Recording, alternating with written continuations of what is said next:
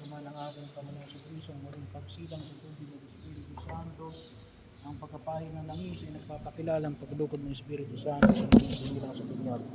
Maging magkagnawa ang batang ito sa kanyang pakikisa kay Kristong Hari, para propeta ng pasawalang hanggan. Ay, pakitanggal nga po pala yan. Pamahiin yan eh, no? Dapat ang nilalagay nyo dyan ay miraculous medal, no? Ang damit pambinyag.